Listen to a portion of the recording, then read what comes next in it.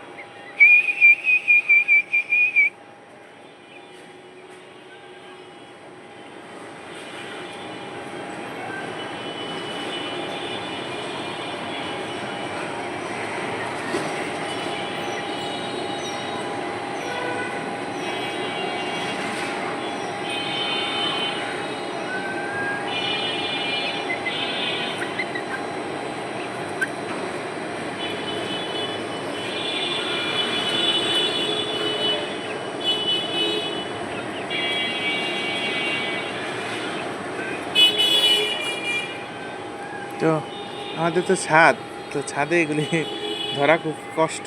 তো এইভাবেই আর কি ধরা লাগে, যে খাবার দিয়ে দেখা যায় একটা খাঁচার মধ্যে খাবার দিয়ে রাখি, সবাই ঢুকে যায় এবং খাঁচা লক করে দেওয়া লাগে।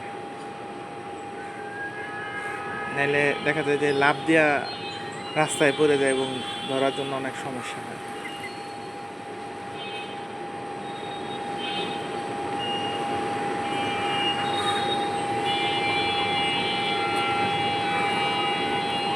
এদের পানি দেওয়া লাগবে, যে সবার গলায় আটকাইতেছে।